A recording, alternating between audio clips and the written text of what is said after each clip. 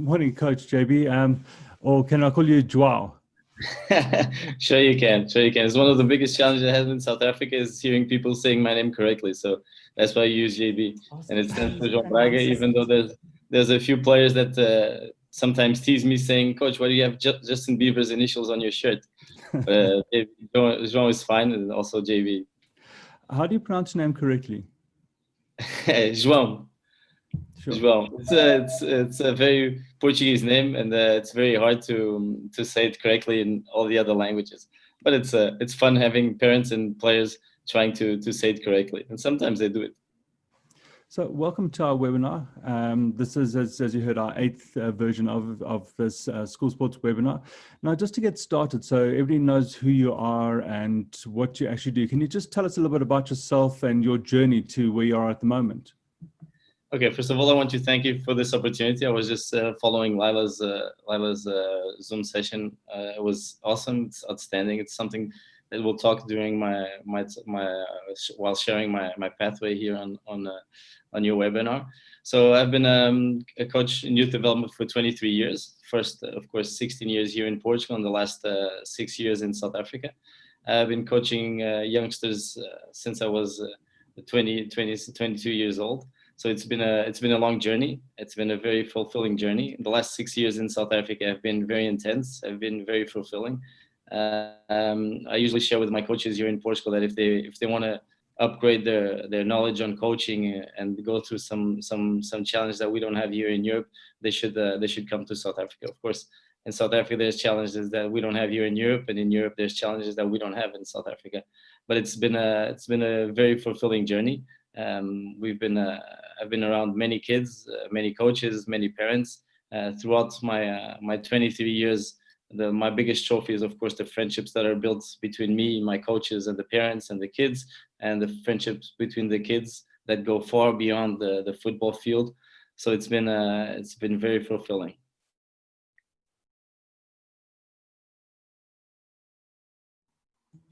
So you studied in various places, and you've actually studied various aspects within sport and sports coaching. Where have you studied, and under who have you studied? So I've done various courses. Of course, now with this pandemic, it's been also useful to do some courses online with all these new technologies. But here in Portugal, I studied the FISED in the Portuguese university. I've taken some courses. Probably one of the best courses I've taken was the course on the Johan Cruyff Academy, which is a very good course. It's about managing a football club, but mostly managing people. And then taking some courses with the Dutch Federation, the Scottish FA, which is also very, very good. And of course, the experience here in Portugal around football, which is taken very seriously as a complement of the youngsters' education. It's been we can learn in so many ways through how to teach kids. And like we were talking yesterday, being a football coach or being involved with kids, it's not only coaching the game; it's coaching many other things. It's doing many other things for the youngsters. Sometimes we're a driver, sometimes we're a doctor, sometimes we're a psychiatrist. Of course, we're not specialists, but we do the best we can to help the parents and the kids' education. And our biggest goal must always be to input in them that they are addicted to a healthy life, to a healthy lifestyle, healthy active life. Doing sports, if it's football, great. If not, as long as they're healthy, they'll be less how do you say, less liable to get sickness, maybe COVID-19 or any other one. Now, yesterday you were telling us that, if I get this correctly, Sporting is the fourth largest, as a development company, it's the fourth largest in the world. What is Sporting's objective, and what are they trying to do by bringing football to the rest of the world? Okay, Sporting, throughout all the rankings of youth development all over the world, Sporting is always in the top 5 academies in the world. We developed many top players like Cristiano Ronaldo, Luís Figo, Paulo Futre many years ago, Simão Sabrosa, Ricardo Quaresma, so I could go on and on. So we're known by the developing of top players, but also top athletes. Sporting is one of the clubs in the world with the most number of sports. We have many Olympic medals as well. Of course, Sporting worries about the education of the kid, of the youngster, before anything else. the priorities at Sporting for our youngsters, and we constantly talk to them about it, is first is your family, second is school, and only third comes football. So we try through that to help the parents in the kids' education. The project in South Africa has many objectives. Of course, to spread the brand of Sporting, to spread the methodology, because we have to do all our planning through the Sporting methodology, through the Sporting Bible, like we call it. So we try to adapt what the methodology implemented here in Portugal to the reality in South Africa. Of course, we can't copy paste because that's impossible to do, be it in South Africa or any other country in the world. We have to adapt to the weather. We have to adapt to the kids, to the facilities that we have, to the reality of the country. So it has many objectives: the financial objective, the sustainability of the project, scouting for talent, which is very easy in South Africa because there's lots of talent there, and spreading the brand of Sporting, having the kids being loyal to football, loyal to sports, and again loyal to an active lifestyle. So what is the Sporting methodology, and how does it differ from some of the other ones that you see? Well, we have, even though we call it Sporting CP, because it's Sporting Club of Portugal Academy, I prefer to call it a soccer school. So just like in school, we adapt the methodology to the age of the youngsters, to their growth, to their moment in their pathway. So we try to adapt to the kids and to their needs in each age. So the younger boys, we mostly want them to have lots of touches on the ball. Progressing with the ball, our main objective for the younger age groups. They have to have as many touches on the ball as they can. They must enjoy it. They must have fun. And throughout the years, it gets more serious, more tactical, more physical as well. But our main goal at Sporting and all the soccer schools should be that when the players leave the field, they must be happy and tired. So we usually tell the parents when they look in the back view mirror, especially the young boys, it's lovely when the parent sees their child sleeping and smiling. So that's our main objective. But the methodology adapts to the age of the players. Of course, the levels, we have to adapt also to the levels of the players here at Sporting. We have different numbers in different age groups. For instance, our under 12s, we had 62 players before lockdown, and we had 4 teams. So we have to adapt also our methodology to the level of the players. We don't want to frustrate the players that are on a lower moment in their development, and the football moment is not as developed as some of the other players. We don't want to expose them to a strong player, or they'll be frustrated, and we can't expose a strong player with a weak player, or else he'll be bored. So also we have to adapt to these moments of development of each player, because we want them to keep motivated, to keep coming to training, to keep playing football, even if they don't make it to a professional level, which unfortunately is the case of most of the kids. And what did you find challenging? Because it's quite you've got different challenges in Portugal compared to here in South Africa. What are the differences, and what are the challenges that you find here? Well, there's like we talked yesterday. There's always many challenges in every country that we go to. I've been in several countries, sometimes coaching, sometimes taking part in tournaments with our teams, and it's great to try and spot out the challenges. And sometimes we think it would be much easier in this country, and it's not. Players are the same all over the world. Unfortunately, there's something similar. There's an aspect of the game that's similar, probably in every country in the world where there's kids playing football. That's the parents involved in the game. That's one of the biggest challenges, is when we have parents on the sideline giving instructions to the youngsters, because it's not that the parents are saying something wrong, is that the parents don't know the game plan, don't know what we required from the players, and the players, of course, they're going to listen to their parents more than they're going to listen to the coach. That's one of the biggest challenges. That's worldwide. We were talking this week here in Portugal between some of the coaches that this pandemic has put the parents a little further away from the field, and the environment on the field from some of the players has changed hugely. But it's not opera, it's not a theater. They're not listening to an orchestra playing, but they can support, of course, their kids. But this is one of the challenges that we had worldwide. Sometimes some countries have implemented some strategies and they have improved it. Other countries, it hasn't been easy to change. But going specifically to the challenges in South Africa, we have what we call the invisible training. That's training outside the field, like what the players have to eat, their commitment to the training sessions, the hours of sleep, many other things that have influence on the players' performance on the field. Sometimes aren't taken as seriously as we wanted. But probably the biggest challenge we have is, of course, sometimes the weather, the lightning. That was a big surprise for me when I got to South Africa. When we had the first training session, the sky became black, and there was lightning, and the parents and the kids started telling me, "Coach, we have to leave the field." And then I got to know, the parents explained to me the various dangers that there are when we train under lightning. So that was one of the challenges that I had.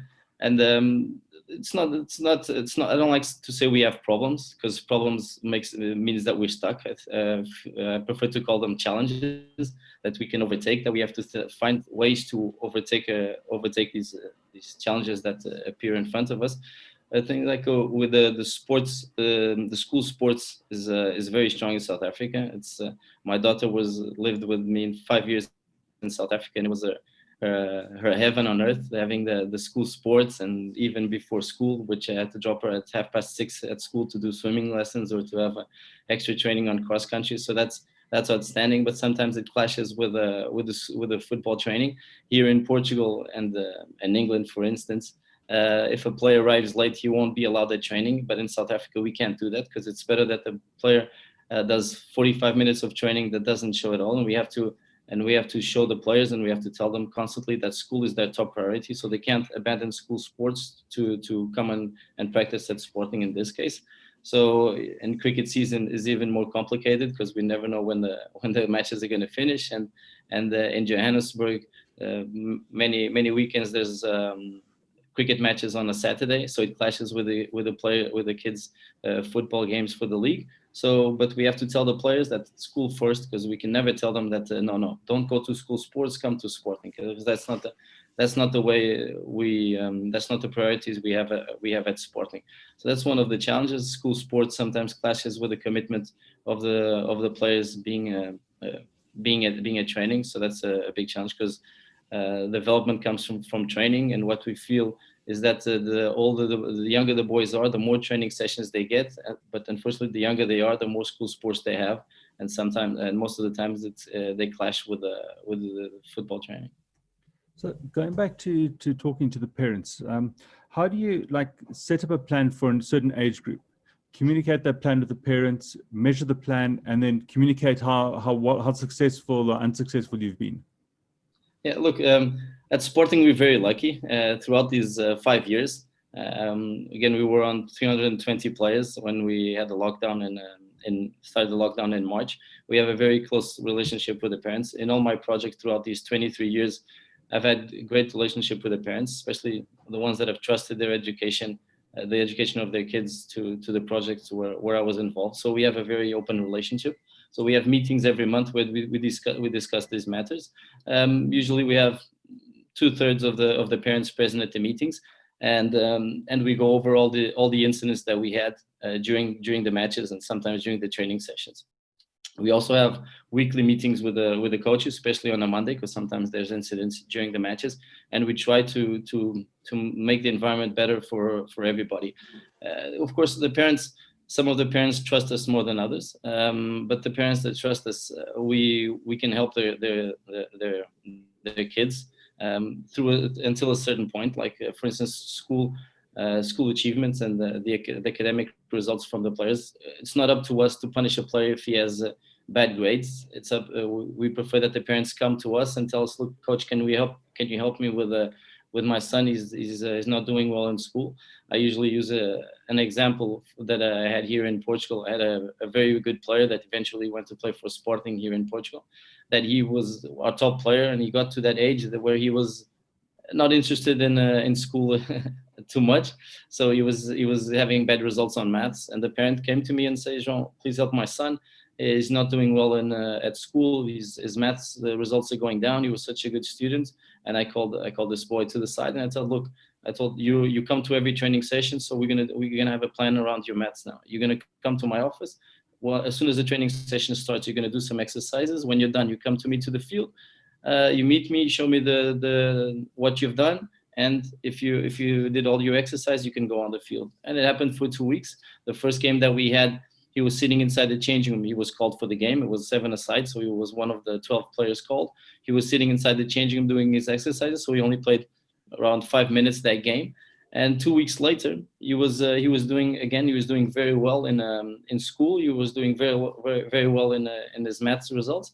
So he recovered his marks. He did very well that year in school and in football. And after that season, he went to play for Sporting. So but of course, it also depends a lot on what the parents see, on the project, on the coaches, if they can trust. Because I have kids of my own, and if I see that I can trust somebody with my kids' education, of course I'll approach him and use him as an accomplice towards that goal. I do have some questions on what happens when players go overseas, but I think we'll focus that a little bit later on when we talk about the older age groups and things. Just still on the parent side, and it's not just with parents, it's with coaches too, or with the kids. How do you manage conflict? Sometimes a parent would approach, or even a child is having a bad day or whatever it is, and becomes a bit of aggressive, or one of the coaches is struggling or something. How do you manage conflict? It's being with kids. It's on one side, it's very easy to do because they're very pure. The younger they are, the less filters they have, because the older players sometimes they give us the reaction, or they talk to us, and on the back of their head, their main goal is I have to say something that will please the coach, so he'll put me playing on the field. He won't bench me. I won't be sitting on the bench. So the older players, it gets a bit harder, but the youngsters, they're very pure. Like I say, they have no filter. So it's we have to implement strategies, and it's being a coach around youngsters. It's a huge challenge, but it's also very, very fulfilling. So I usually tell my coaches that they have to assess in every kid. If you give them 5 feedbacks, you have to assess that some kids you can be the bad cop in three feedbacks, but you have to be the good cop in 2 feedbacks. And some kids, you have four moments you have to be the bad cop, and one the good cop. And some kids, it's the other way around. They're going through a bad moment. You have to be four times in 4 feedbacks, you have to be the good cop, and only one the bad cop. But that comes with experience. You can't read that in books. You can't get it in a course. You can't buy it at the pharmacy. That comes from your personal experience and of course your background. And our coaches, we have some coaches that are parents already that run their businesses or work for somebody else. But we have other coaches that are very young and they don't have responsibilities, so they're on a very different platform. But sometimes the raw coaches are much better because we can mold them to what we want at Sporting. It's not better. We can't say that it's better or worse than any other club. It's just a different philosophy. Like Supersport has their philosophy, Alberton, Olympia. But at Sporting, we have some guidelines that we have to follow. And but these challenges of conflict, of aggressive players, there's in every team from at any club, I'm sure, and we have to manage it. And of course, with parents as well. Sometimes parents are more aggressive than others. Sometimes parents, once they get inside the gates of the school where we train or at any other football ground, they're looking for football or for the referee as a target to put out all the frustrations of their week at work, at home, and even in traffic. And they scream at the referee, but they're not screaming at the referee. They have something on their head they have to put out, so they're blaming the referee. Like I'm sure all of us do when we're watching a football game, because all of us understand more about football than Jurgen Klopp when Liverpool loses a game, or than Jose Mourinho when Tottenham loses a game. But that's football. I think I don't think there's any other sport in the world that everybody thinks they know better than the coach that's coaching. It's with the team the whole week. And then just in your Sporting's like methodology, you've got different age groups and you've got different things to add to aim for, or different ways of coaching kids. Can you give an example between a couple of the different age groups? Let's say the more junior kids to the middle kids and then the older kids. What do you aim for? What should a coach look at, and what's your strategy? Certainly. So the young boys, like I said in the beginning, the young boys until the age of 8, 9. What we look for in the training sessions is to give them as many touches on the ball as they can, and this is one of the major factors of the what we try to implement the most here in Portugal at youth development is that the players have the ball on their feet 80-90% of the training session, because that's what they need. They need to have the ball on their feet and feel confident when they have the ball during the matches. So and as they get older, we start to input tactical awareness, some physical training as well. As they get older, we put the technical aspect a little to the side, because after the age of 14, 15, 16, there's not much you can improve on a player technically. So I'll give you an example. When we were 6 months on Zoom, we're still doing some sessions on Zoom, and we had three different sessions. We had the first session that was more technical, playing with the ball, so doing some tricks. We had some players, I hope it's not the case of your nephews, that broke some things at the house, even some plates. Then we had the second session that was mostly on fitness, on leg work and fitness, and the third session that was more core. So the first session of the day, and this was since April, so since almost a month after lockdown started in South Africa, and we had almost only younger boys. Some of the older boys came at the beginning, but then they got bored. At the second session, the number of younger boys started going down and the number of older boys started rising. And at the third session, of course, the younger boys weren't there anymore. Some of them because they were tired, or some of them because we also suggested that the younger boys, 7 and 8 years old, they didn't have to do those exercises. So it was mostly older boys. And it was incredible. It was incredible that still now, after almost 7 months of Zoom, the older boys are still coming to the core session. We're still giving the core session. And the boys keep working hard, because the boys after 14, 15, they start looking in the mirror. They start to get muscle, gain muscles. They want to look strong and fit for their friends at school. So they take much more seriously the aspect of their image. But so we come from the progression with the ball. That's the first goal on the lower age groups, to a more physical and more tactical and more technical, more physical, more tactical methodology, and at the end of their development.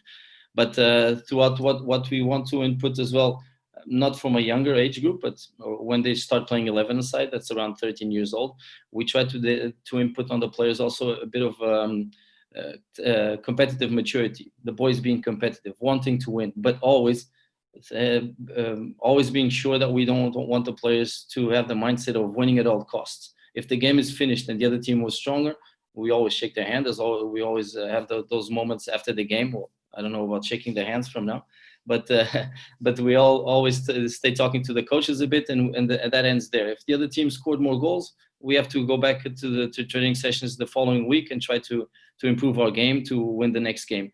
But the methodology of Sporting and most of the football schools all over the world, La Masia from Barcelona, there's big academies in South America as well. So they all go through this.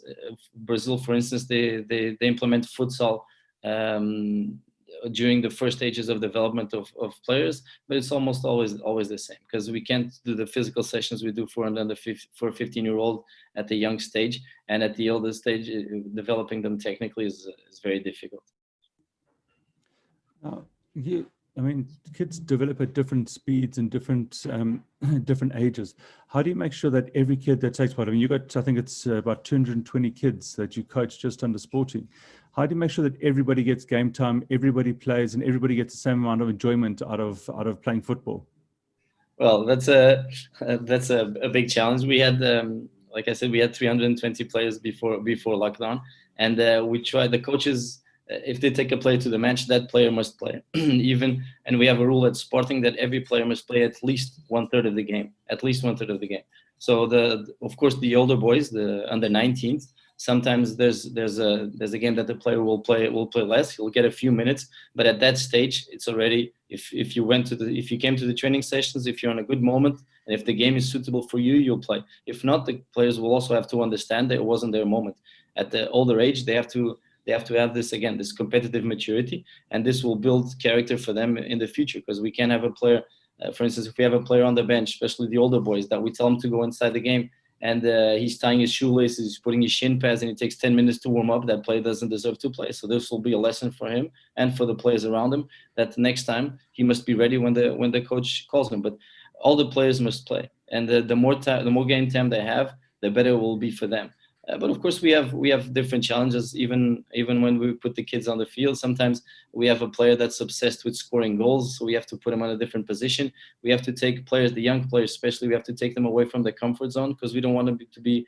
We can't tell a player that's 9 or 10 years old that he's a keeper or he's a right wing or he's a left wing, because just like you said, some players mature quicker than others, some grow quicker than others. So until they get to the second, third year of playing 11 aside, we can't tell a player that he's going to be a striker or he's going to be a winger. And even at professional levels, especially the wingers sometimes fall into right back or left back. So we try to, but most of all, it's very important that the players enjoy their time playing football, and they keep being motivated to come to the training sessions. That's one of the key sentences throughout our manual at the end of every page. Motivate the players to come back to training the next day, because if they're not at training, they won't be able to develop their game or develop their fitness or even their spirit. And we have another challenge that we've been having in South Africa less and less throughout the years, because we've been able to implement strategies to overtake this huge challenge, was the players coming on time to the matches. On weekends, we've had parents getting lost. We had an episode with a parent that the player, the coaches have to send me the game plan the Friday night or the night prior to the match, and so we know the starting lineup, the players that will be on the bench, the players that are taking set pieces, the match plan and all that. And sometimes the players know and the parents know that they have to be there. Usually at Sporting, they have to be there 45 minutes before the game. And when they get to the matches, the kids are all set up in the changing room, just like Champions League. And the players have 5 minutes after they reach the venue to talk to each other, to do like the professionals, to see the grass, to see the weather. The professionals choose the studs, but the players only have one pair of soccer boots, so they don't have to choose the studs, but they get acquainted with the grass and with the field, especially when we're playing away. And then we go inside the changing room.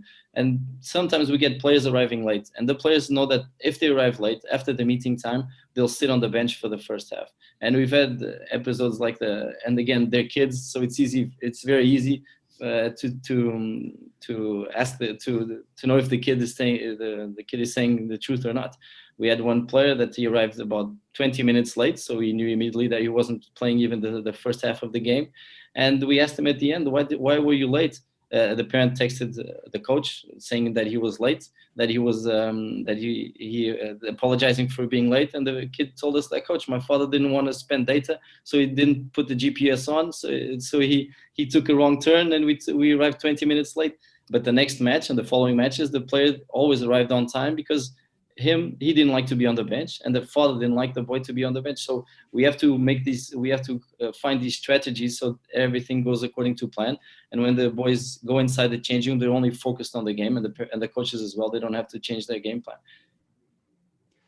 Then just on this line of talking, we've got Chifton Lutendo. He says, how do you approach situations when a weak player or participant is asked why he or she is not playing with a certain group of players that you see as strong, as well-improved players in the team?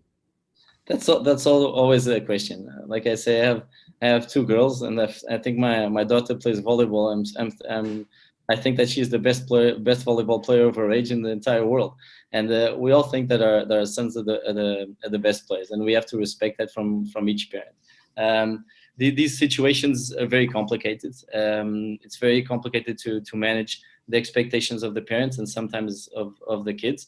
I always ask the coaches that they delegate they ask the parents, if they approach them with those questions, the parents must come to me. We've had challenges throughout my 23 years. I've had many challenges of parents not agreeing with my decisions that are also decisions of my coaches, but we try to make it as fair, as honest as possible. Of course, I will never tell a parent that his son doesn't know how to play football or doesn't know how to run or should choose another sport. We try to give the parents and the players suggestions of where he can improve, and we try to be honest. And of course, and it happens a lot in South Africa and in Portugal, parents coming to us and say, coach, my son wants to join Sporting, but he played 1 or 2 ages up in the previous club. And I tell him, look, that's was at the previous club. Here at Sporting, he plays with his players his own age, with the same interests as him.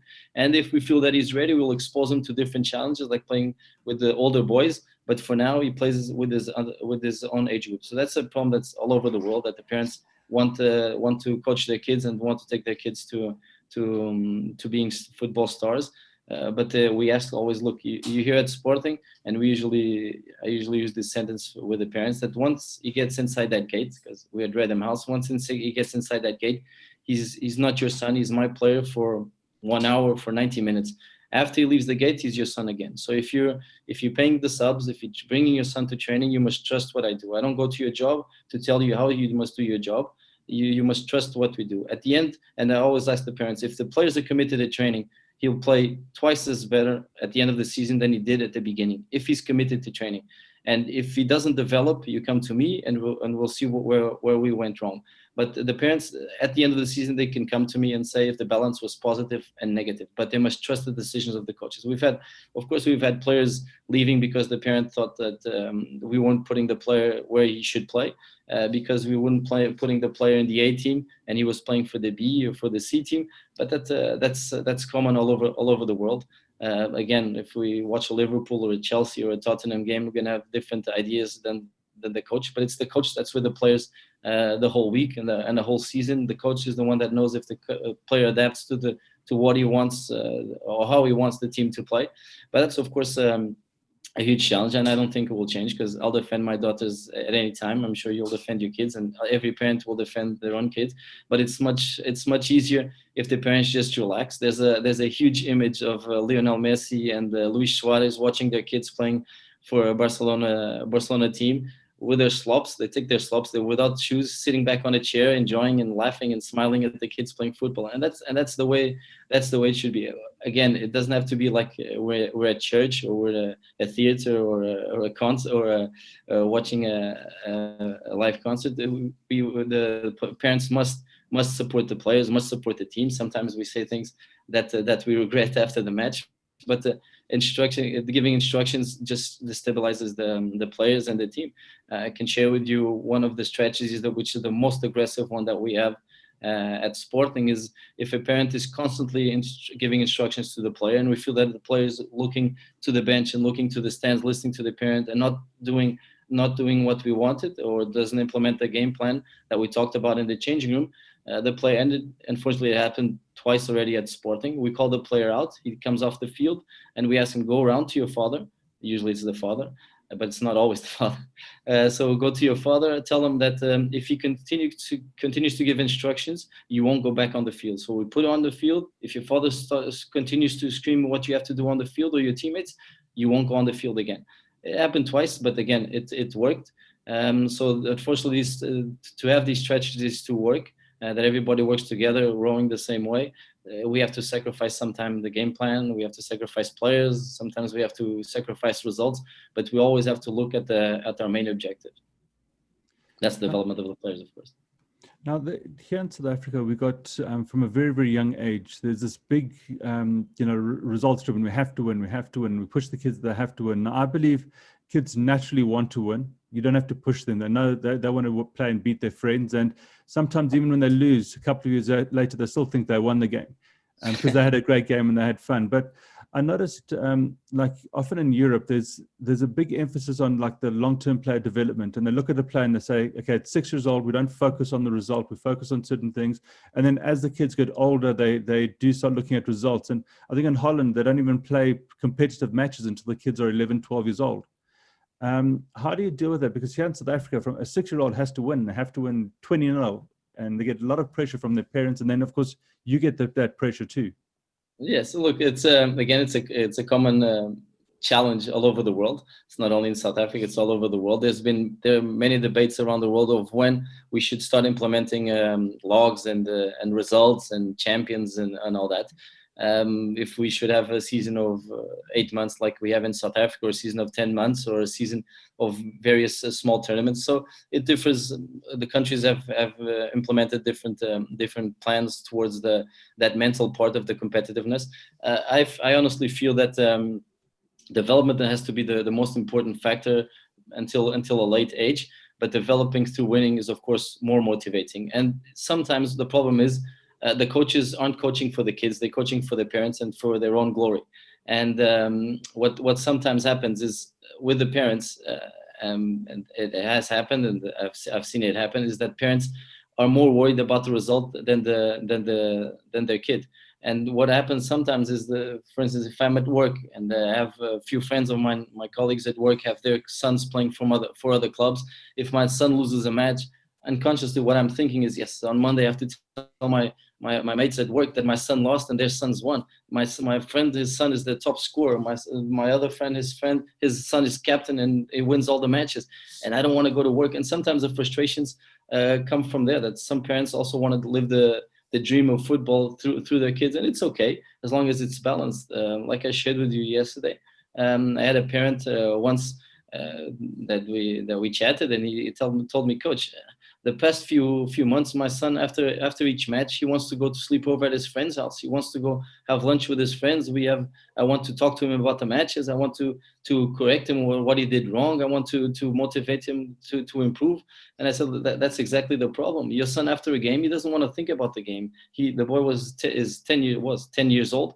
He wants to relax. When he gets inside the car, just the only questions you should ask him is, did you enjoy yourself? Did you do the best you could? Yeah, that I did, or I could have done this better, and it ends there. Because the players, especially youngsters, they forget about the result. The thing about the trophies, that's a very delicate matter as well.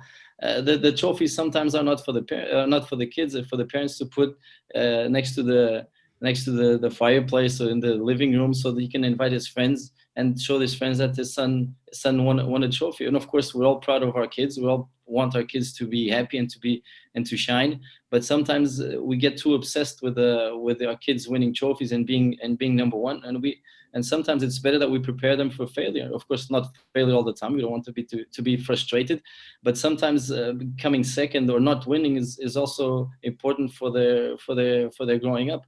But this competitiveness goes all around the world. Of course, we don't like that the boys lose a match and they come laughing out of the changing room when they're playing like they won the match. We want them to be competitive. We want them to have this ambition of winning, but we also want them to accept the losing as a result. Like it's said in football, in sports, losing is learning as well. Of course, we don't have to be happy when we lose. We have to take something positive, and we have to work towards the following week to win. And in football, unfortunately, and we have to take lessons from rugby on that. We have to respect the referees. We have to respect the other team and the other teams. And sometimes in football, we don't do that. And the example sometimes comes from the coaches, that they go to a press conference after they lose a game and they blame it on the referee. And that takes any responsibility from their side, and passes the wrong message to the players. Because during the week we can't work on the coaches, on the referees' mistakes, or the referee didn't blow a penalty for us or blew a penalty for the other team.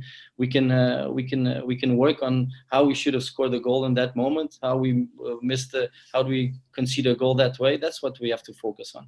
But competitiveness is very important, especially now. I feel that the youngsters are getting less competitive, less aggressive on a competitive way, on a positive way, of course, at sports. But we have to find strategies around that, educating the kids and sometimes educating the parents. And again, in South Africa, it's been outstanding. The parents have been outstanding in supporting the players and accepting most of my suggestions, not all of them, but most of my suggestions. And we have a very good relationship. It's sometimes it's even a bigger challenge to have a close relationship to the parents, but the parents know beforehand that if you have a friendship, if we go out for dinner or out for lunch, the parents know that it's not because you paid me 3 lunches that your son will play more minutes than the son of the other parent that hasn't paid me lunch. It's also a social project. It's a project where we get to know people, we get to know other cultures, other realities, other environments. So it's always good to share experience. But most of all, our main goal has to always be to help develop the youngster first, and second the player. Then they've got 2 questions that actually I'll ask one after the other, but one is, they kind of relate to each other. One is that you've got a player that comes to you and explains that his or her parents don't want him or her to play football, and that player is one of your key players in your team. How do you go and convince your parents that they still need to play, that they can still play football, that playing sport is great for them, and to continue supporting the player? Look, we've had again, throughout my experience as a coach, we've had many of the challenges like that. We've had Some parents that the father wants the kid to play football and the mother doesn't, or the other way around. Sometimes it happens as well. And the most important thing is that the youngster is active and has an active lifestyle. We've had the parents coming up to me in South Africa and here in Portugal say, I'm not going to pay that amount for subs because I played football and I never paid to play football. I'm not going to use that money. My son's never going to be a professional player, so I'm not going to invest that amount every month for my son to become a football player because it will never happen. And my answer to those parents is, look, then we should close all the tennis schools, all the horseback riding schools, all the piano teachers should stop giving piano lessons. All the music lessons should all stop because none of them will be in an orchestra one day. This is part of your youngsters' education. And nowadays, all our kids have passed lots of times inside the house, in their room by themselves, on their devices, sometimes alone, sometimes interacting virtually with their friends.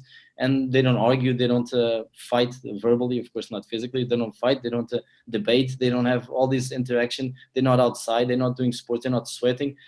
So again, football is much more than a sport. Of course, sometimes we have players that we see that have a huge talent and they drop out of football. Sometimes it's because they lose interest.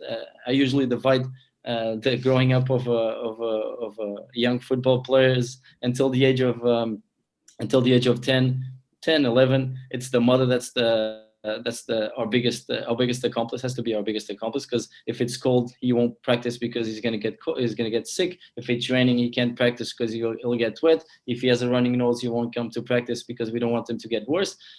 From the age of 11, 12 until the age of 14, 15, then it's the father. That's our rival, if we can say that. The player starts to listen to advices from his parents. You should play right wing, you should play striker, your teammates suck, your coach doesn't know what he's doing, you lost the game because of this and because of that.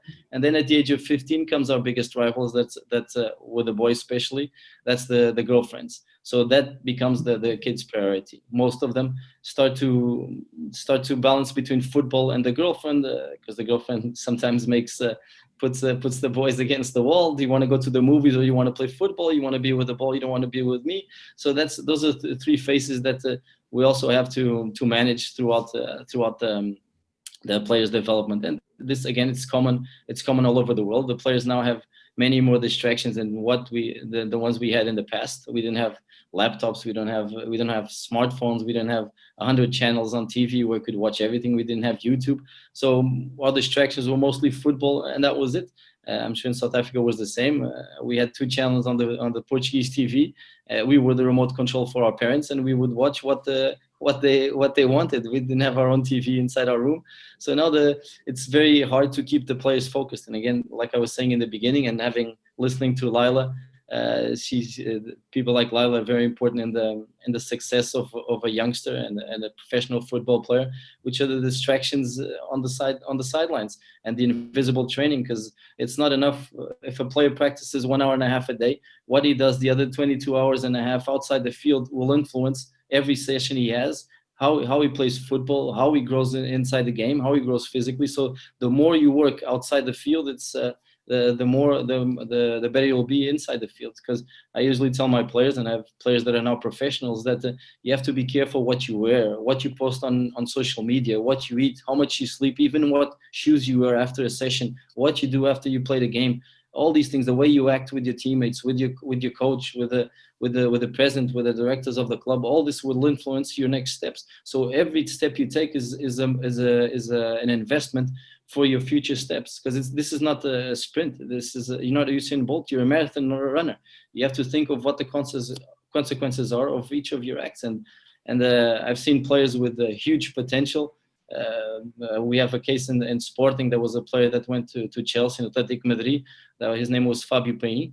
He when Ronaldo reached Manchester United, the press conference when he reached his peak, they asked him, Ronaldo, Sporting has produced so many awesome wingers, Quaresma, Ronaldo, Simão, Figo, all these awesome wingers.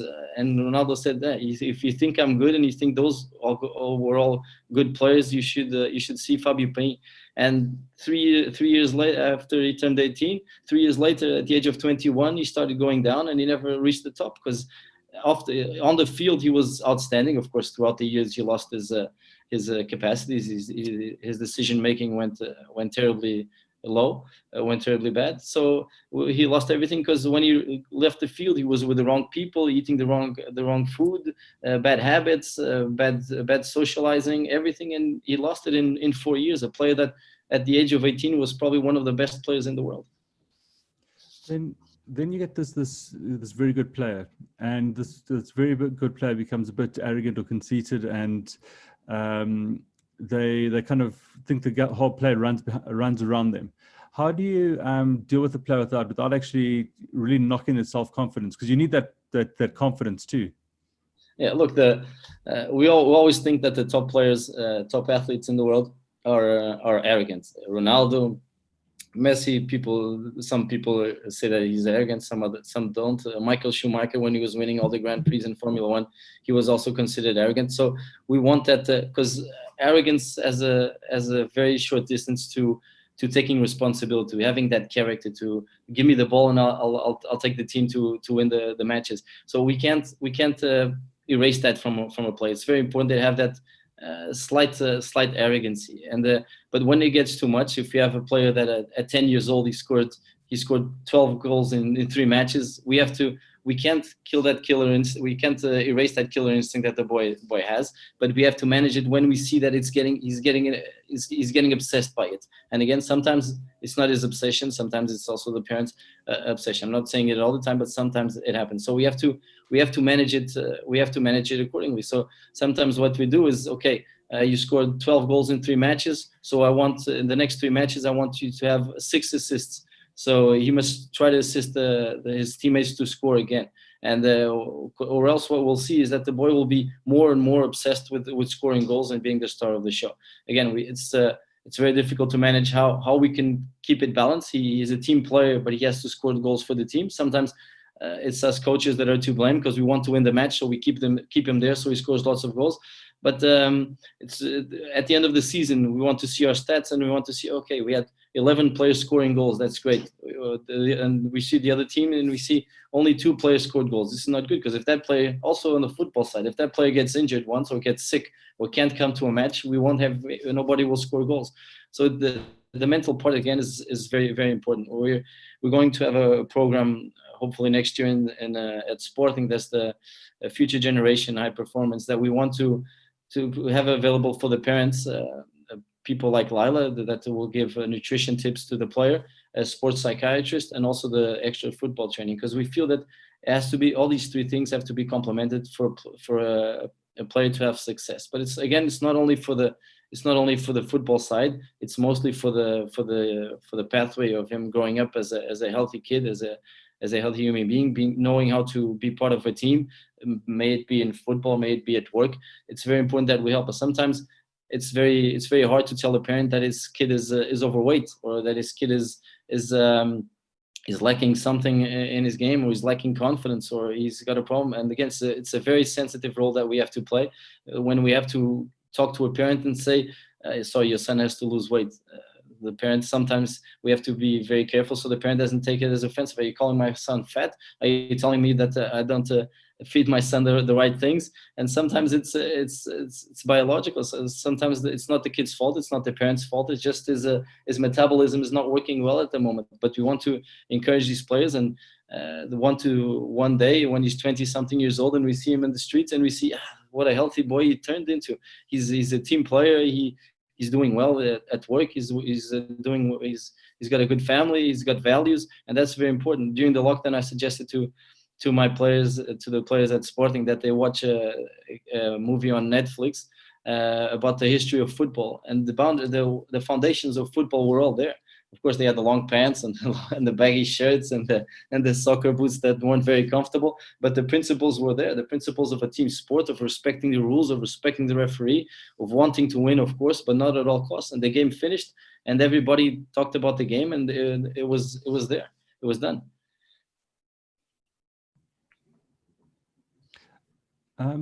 So then, I mean, you're looking at very much a holistic kind of approach to a player. So it's not just, there's a lot of life lessons that can be learned through coaching. So, and that applies to the top 1% of kids or the the kid that's just there to have fun and enjoy himself, and future fans and things like that.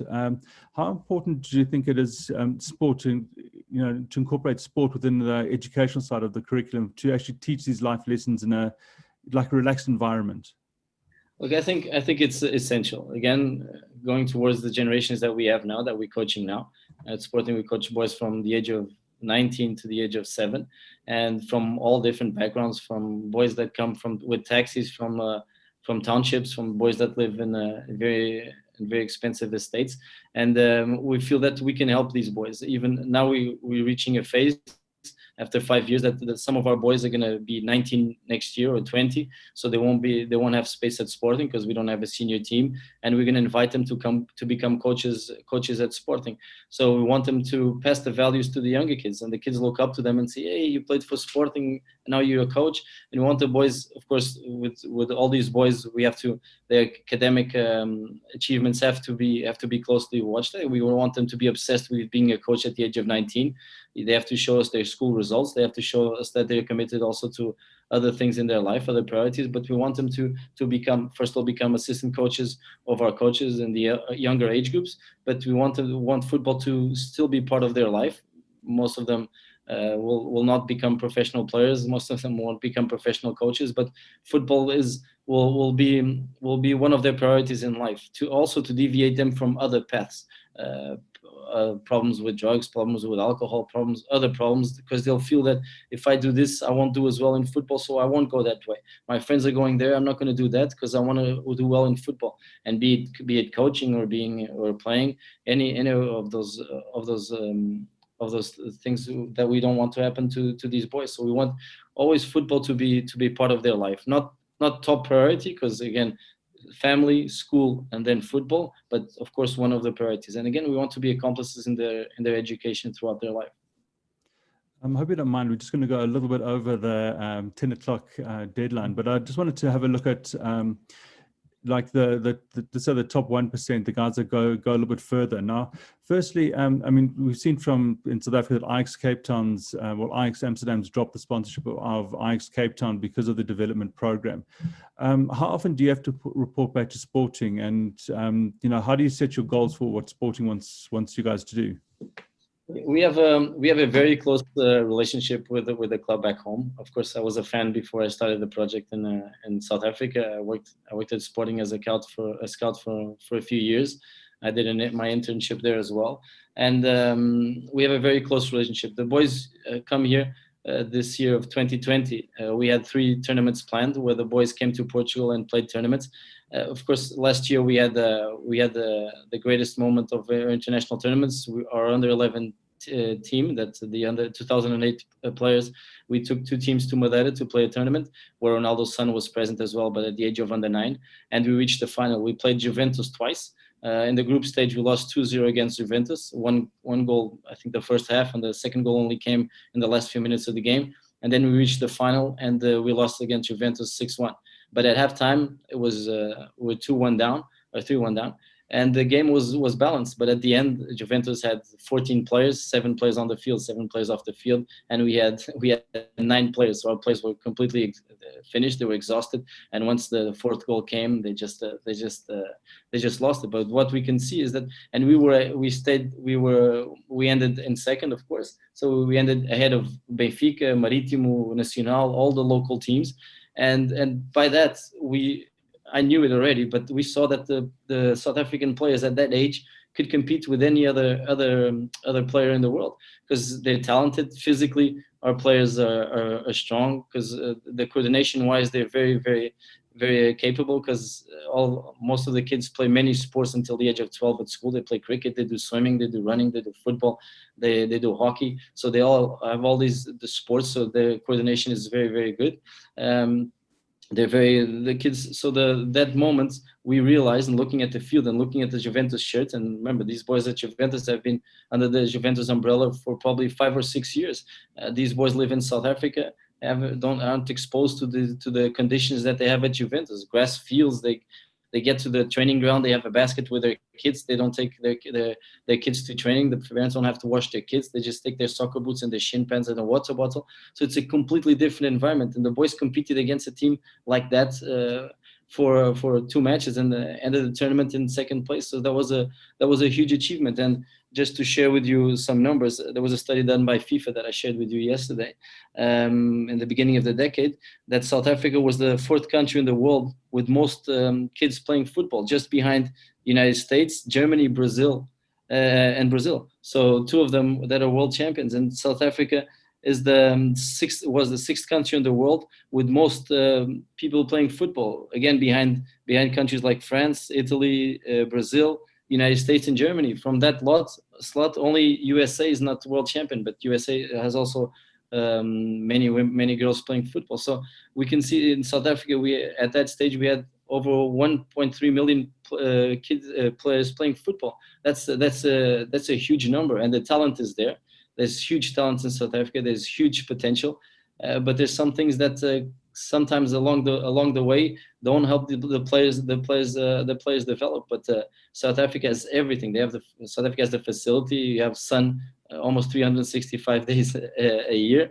You have the grass. You have the passion for the sport. You have there's so much talent in South Africa. There's just one little piece of heat that will make the volcano burst and take South Africa to higher rankings. But I have no doubt that South Africa is one of the most talented countries in football. And Casey was just sharing the Danone Cup, and we played the Danone Cup a lot here in Portugal. And we faced, not myself, but my friends that took teams to the finals and that have played in Stade de France in Paris have played the South African teams, and they say that the talent is outstanding in South Africa. And it's a blessing to work in a country that has so many good football players, so many people passionate for the sport, be it coaches, be it parents, being the players, with such good facilities.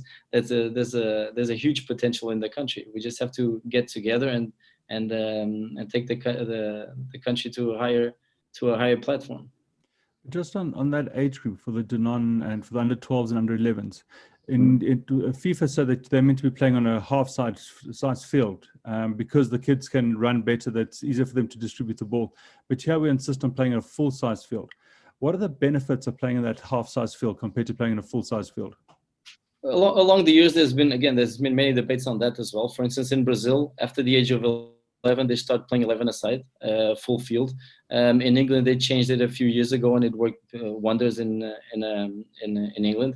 They have a big academy that's St. George's Park, where they implemented the 7-a-side and the 9-a-side. Here in Portugal, we implemented the 9-a-side more or less 6 years ago, still with 7-a-side goals. And we want to adapt the size of the ball, the size of the field, the size of the box, to the age of the player, because again, we want them all to be involved in the game. Because if you have an 11-a-side field and you have a center back that shoots the ball very long, the other team will always be close to their box, so some of the players won't be as much involved in the game. And when I was playing football, the age of 12, we played 11-a-side with a size 5 ball, and when it rained, we couldn't get the ball off the floor. So if we were playing against the wind, or if we were playing against a hard team, we would almost never leave our box. So it's along the years. Now we got the 5-a-side for the younger boys. We got the 7-a-side, in South Africa until the age of 9. Then we got the 9-a-side until the age of 12, and then we go to 11-a-side. So it's different countries have different pathways. In Brazil, like I said, they start playing 11-a-side at the age of 11. South Africa only at the age of 13. Here in Portugal, we also only start 11-a-side at the age of 13. But we never know what's the best result. What we know is the best results always come from a long-term plan, not a short-term plan. So we have to plan what will happen in a few years, not in 1 year or in a couple of months. But I think personally, I think that that's the best way. Is having different sizes of field, different sizes of pitches, different number of players for each age group. And then when a player gets identified in South Africa and they go through to Portugal, does the language become a bit of a barrier for that South African player that comes to trials, or isn't that much of a barrier? No, here in Portugal, everybody speaks English. When we had the Euro 2004 here, everybody was impressed that even the taxi drivers and everybody in the streets spoke a little bit of English. So that's never a challenge here. Again, we come to Portugal usually once or twice a year to play tournaments, even though we had 3 international moments planned for this season. And the parents are surprised when they get here that everybody speaks a word of English. It doesn't happen in all the European countries. Even when you turn the TV on here in Portugal, all the movies are in English. So it's very easy to adapt. Every year we bring players that are referenced from our academies in South Africa to train with the sporting official teams. They get assessed and they get exposed to playing with the boys their own age that have been under the Portuguese development throughout their football years. So they get exposed to that. It's been outstanding. We've had players from our academy in Nelspruit, from our academy in Pretoria, and from our academy in Rustenburg, as well as Johannesburg, of course, that have had this possibility of training with the sporting players. So the best players in the country with the inside the sporting facilities using the sporting kit. So it has been a great moment for them. And some of them we've seen that if they lived in Portugal, they could probably be up to the challenge of representing Sporting, and maybe, who knows? And that's of course one of our goals, to have one of these players in the future come through and play for Sporting. Even though we have a player playing for Crystal Palace now, which is Jaden. His family moved to England, and he's now 12 years old. He just had his first match last week playing for Crystal Palace. We have a boy in Madeira playing for Marítimo. We have a few boys here playing for Estoril. None of them moved because of football, because FIFA also doesn't allow that, because we don't want a player to move to a different country to play football, and then if he doesn't make it, he'll be frustrated and his whole life will change.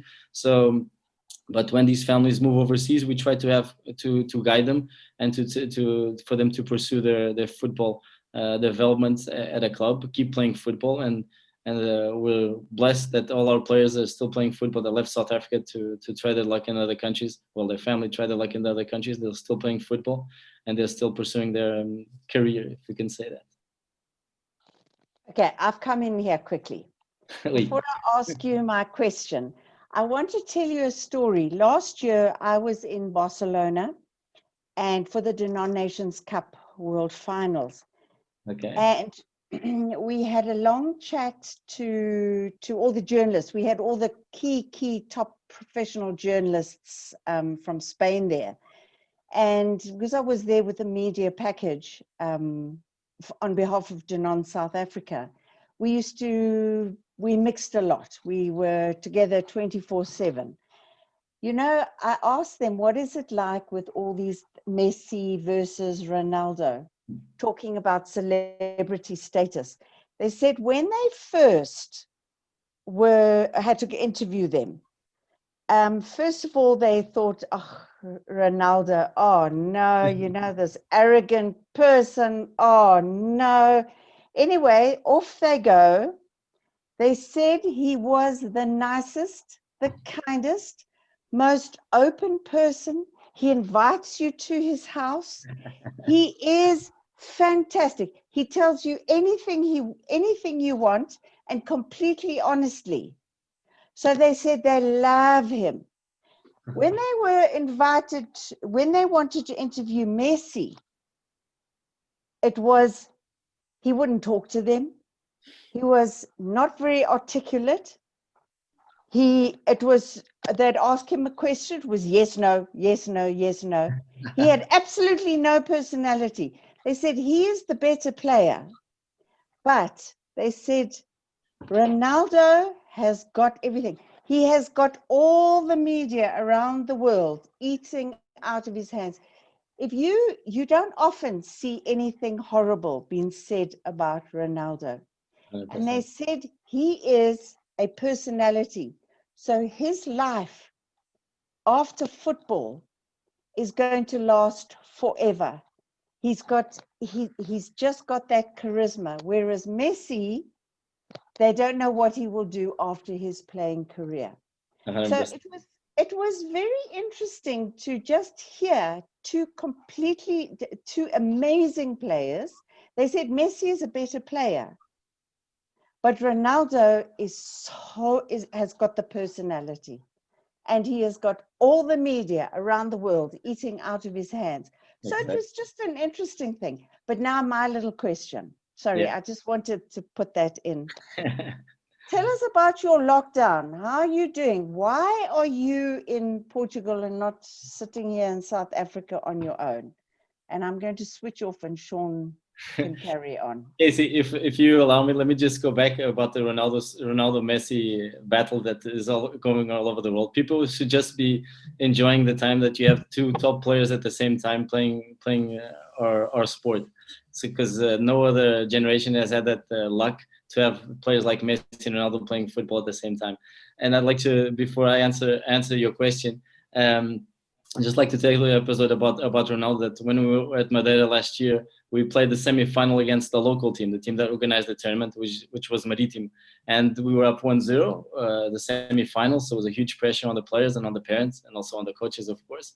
And then the Marítimo team scored the equalizer. And when the Marítimo team scored the equalizer, all the other players ran to the field from the other Marítimo teams, and the parents ran to the field to celebrate the goal. And I looked at our South African boys, with the Sporting shirt, of course, looking down at the badge and thinking, we've lost it. We just drew the game. We're not making the final anymore. So we changed the team for a few minutes because we couldn't concede a second goal at that stage. We were pressured for a few minutes.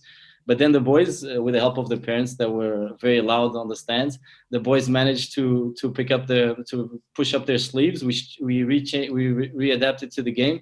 We scored the second goal towards the end with an awesome free kick. And we won the game 2-1. So the parents, the players, our guides, some of the locals as well jumped to the field to celebrate with our kids. Was everybody celebrating? And then I feel a tap on my shoulder. I feel a tap on my shoulder, and I look and I hear a voice saying, in Portuguese, of course, can I have a picture with your kids? And I looked back, and it was Cristiano Ronaldo's mother. Her name is Dona Dolores. So Dona Dolores, of course, you can take a picture with us. And this is just to show what his family is like. So she took a picture with us, celebrating. And after, when the boys were leaving, she called me to the side and said, "Coach, your team is my favorite team. I want you guys to win the tournament." And so we were. So I just had to plug in the charger.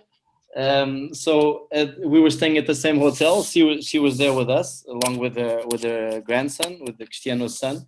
Until the end of our stay in Madeira, she was always with the boys, playing with the boys, talking to the boys. Again, she speaks English, not the best English, but the boys could understand it. Never on her phone. She was so sweet to the kids. Every time one of our kids came, she would also always say, "South Africa, let's go."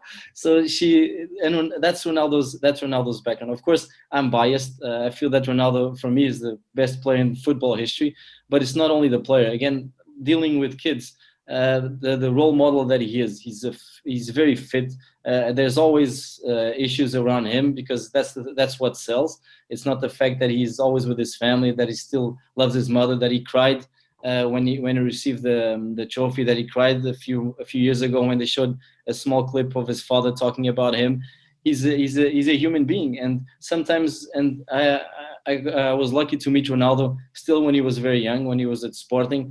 I met him along with Quaresma, and he's a human being. And sometimes we see these players playing football with 100,000 people shouting their name or shouting the other player's name, and we can't imagine what it looks, what it's the life of these players is like. I'm friends with a few players that were good players, played in the Portuguese national team, and being with them and going out with their family is always a mission, because there's always somebody saying something. Most of the times it's positive, but sometimes it's not positive. I'm friends with a player that played for Benfica. Unfortunately, he went to the Sporting rankings, and he played for Benfica, and he played for the Portuguese national team, and he made a mistake in a game, and Benfica didn't win the league that year, and he was for many years after that, every time somebody from Benfica saw him, he was bullied. And so their life is not easy. And even Messi sometimes, of course, Ronaldo speaks English, he speaks Italian, he speaks Portuguese. It's easier for him to be comfortable with the journalists. But even him sometimes, I'm sure, and it happened with the Portuguese press once, during the Euro, some journalists went to interview him with the mic, and he was on him, and Ronaldo picked up his microphone and threw it in the lake. So they have these moments. But Ronaldo is an outstanding athlete. He's a role model. He should be a role model for the youngsters. He doesn't have any tattoos. Not that I have anything against tattoos. He doesn't.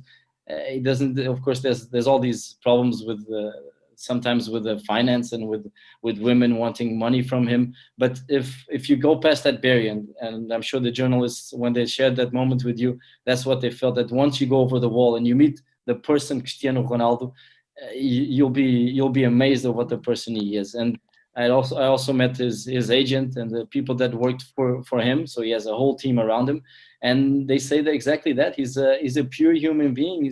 He's a sweet, loving guy. His families have all the members of his family have a card for the account. Nothing is missing from him. He gives lots of support. I'm sure Messi does as well, to various causes around the world. Madeira had a huge problem a few years ago with storms. He helped out the island a lot, but he's on the tabloids every single day. He can't take a step anywhere that everybody knows who he is. But for me, Ronaldo is number one. And I usually tell my kids at Sporting that they have to support Ronaldo more than Messi. But Messi's on the football side. I usually say that Messi, don't take this the wrong way, he's like a monkey. It looks like he has four hands, because he can do with the ball the same thing with his feet as any of us can do with his hands, because he's natural talent. And to just to share with you, Ronaldo, when he was growing up, of course, he was outstanding. But when he got to the Sporting's first team, he didn't play every single game. He was between him and Quaresma. But through his work, and Quaresma was almost as good as him at the time. And Quaresma, he played for Portugal. Now he doesn't play for Portugal anymore, but he's still a professional player, a top player. And he said, Ronaldo overtook me because of his mentality, because he was focused, he was as committed to his training outside the field as he was on the field. And that's why he became the best football player in the world. So we're blessed to have players like Ronaldo and Messi playing, and we're blessed to have a role model like Cristiano Ronaldo still giving us the example how youngsters should act on and off the field. And answer the question, during lockdown, how are you coping? Sorry, I got carried away there. So I'm stuck in South Africa because Portugal is still on the blacklist for traveling to South Africa. It's been great to be 7 months with my family. It hasn't happened for the past 7 years, of course. And you both have families, so I'm sure you've gone through the same moments. Sometimes I'm sure there have been moments where my family wished I was back in South Africa. There have been moments where I wish I could run away to South Africa, because it's been 7 months. I'm sure it hasn't been easy for any parent at home, or any husband or any wife on this matter. So that's the only reason why I'm not in South Africa yet. Also here it's getting a bit colder now. It's raining in South Africa. My coaches have said that they're getting sunburns in their arms and in their faces, and it's 35 degrees at training. So I'm envious of that as well. So I want to get back to South Africa. At this stage, I still can't. We're still not allowed to travel from Portugal to South Africa, even though I can travel halfway from Angola, but I still have to get there. So the lockdown has been demanding, very demanding. Again, it's been very challenging. Zoom has been a great partner for us. Again, we've been doing Zoom training sessions for almost 7 months now. It's great to interact with the boys. Our Zoom sessions are not only about the football work or the fitness or the core. We have the first 5 minutes to talk to each other. Sometimes I bully the players, because that's something that I enjoy a lot doing. Bullying on a good side, on a good sense. They also bully me sometimes. And at the end, we also finish off with some conversations between us, sharing what's been going on. Some players on Zoom, the Sporting has the green and white stripes. Some of the players, their stripes aren't horizontal anymore.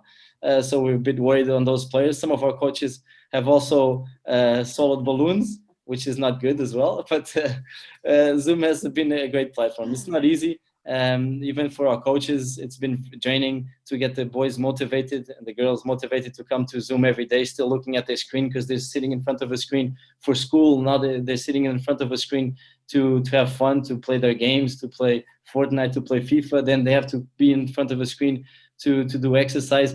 Some of them have been outstanding. It's incredible. And to be honest with you, I've talked to my fellow coaches that coach in the United States, in England, even in the Cayman Islands, that they're coaching, and none of them had the numbers that we had throughout all the Zoom training. Of course, again, the older boys with the core sessions, they were always committed. The younger boys with the technical sessions, but it has been incredible. Even the meetings, we have weekly meetings with the parents. We have always over 60 families online sharing their input to what's happening in South Africa, or also asking what are the next steps.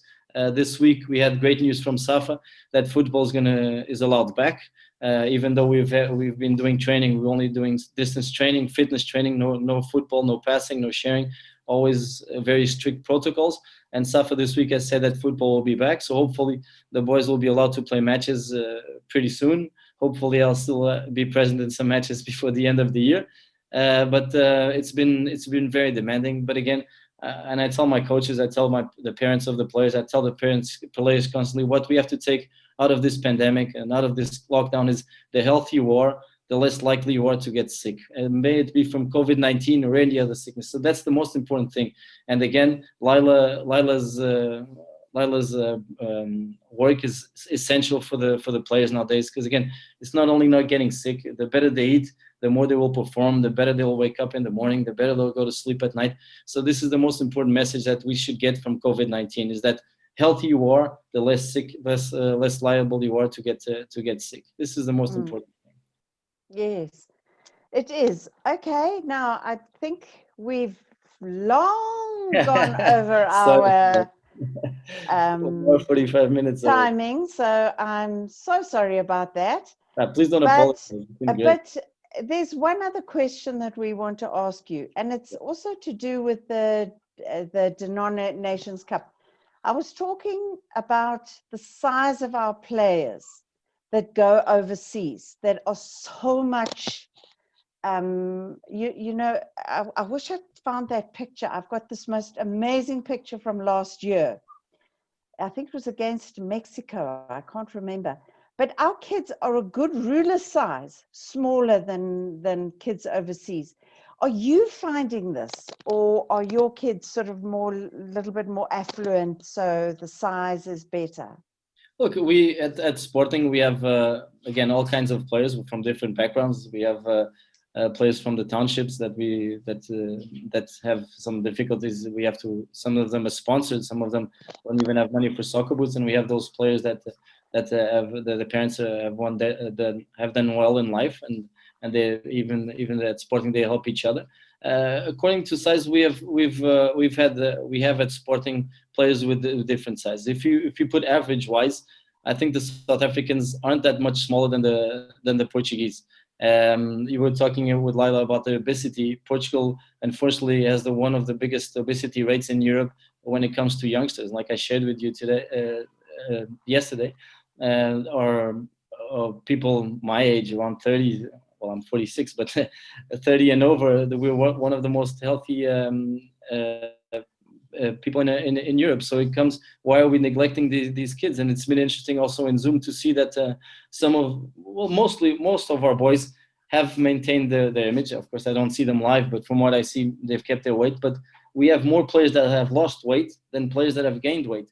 And this is because when the parents go to Woolworths, a Pick and Pay, or a ShopRite to get the snacks for school, the kids choose their own snacks. They get the chips, they get the cold drinks, they get the chocolates, they got all the stuff. And at home they don't have that. So some of them lost weight because of that. So that's an interesting study that should be done. I have a friend of mine that has a supermarket, and one of the things that surprised me in the first few times that we talked, that he told me that one of the item that he sold most at the supermarket was Coca-Cola. So I said, what? It's not milk, it's not bread. No, it's Coke. So that shows a lot of what the eating habits are. So that also has influence on what the players eat. But honestly, to physically and strength-wise, the South African players are average-wise, they're stronger than the Portuguese.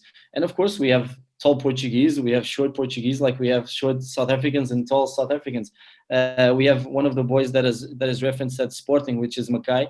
He's now 13 years old, and he's taller than me. He's 1.83 m, and we had a player that unfortunately left us, that he was very short for his age, and he was referenced at Sporting as well, and he was smaller than average. So in South Africa we find everything. But just to share with you also a thought that I've shared with my coaches here, what I find a lot in South Africa, that we have many coachable kids, and coachable kids are the easiest one to coach.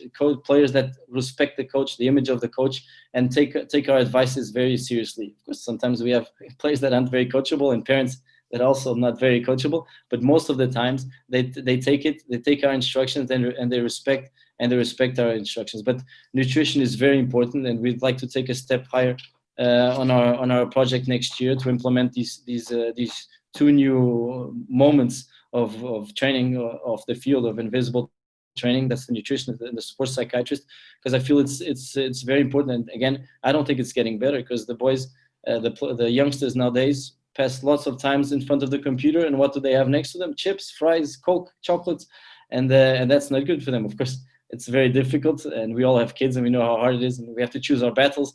It's very hard to tell, no, instead of a chocolate, have some carrots, or have some potatoes, or have some water or apple juice next to you. We have to choose our battles. But going back to what you just asked me of the Danone Cup, again, I've talked to some of the friends that have played against South African teams in the Danone Cup, and they also said that most of the players that they see are smaller players. But in football has changed a lot along the years. And if you saw one of the best teams in the history of football, that was Barcelona, their average height must have been around 1 meter 60. So football has also changed, but definitely nutrition is a very important factor. The table is a very important pitch for the boys to train at during these days, and especially during lockdown. Yes. Well, we've got, just to the coaches that are online, we've got 2 family members that belong to Sporting, that are playing at Sporting. And I think when you see the older one, you're going to get quite a shock. I wonder if he would be even as tall as you now. I'm not sure, but so. He's grown a lot. The one is grown one way and the other one is grown the other way. So we just have to squeeze so he goes up now. No, but both your grandsons are very big. They're probably the tallest players in their respective teams. So they're not a good example for the size of the average South African. Okay, well, we better let you and all the coaches get back to all their, I see we've got cricket on, we've got all sorts of different coaches listening to us. So I hope this has been really, really insightful for all of you. It's been absolutely insightful to me, and I must tell you, it's been this session has been very different to what we have done in the past. So, you know, all our coaches, they say every single solitary one of our webinars, they have taken out something completely different. So I think this one with your international experience and that, and the nutrition side has been very, very insightful. So thank you very much. Sean, do you want to come in and say something? I just wanted to say that we will be sharing, sorry, I don't know if you can hear me properly. You're a bit distant. Okay, I just wanted to say that we will be sharing the nutrition guide from our earlier speaker and we'll share that with everybody. And we will post all these clips on YouTube, as we said earlier on in Lila's talk. So thank you very much, everybody. Thank you so much. And we will soon send you the next invite for our next event. And everybody, please have a great weekend. And thank you, Joao, for helping us out today. And it's been great talking to you. I mean, I've still got another 1,000 questions, but time for us to get on with our weekend.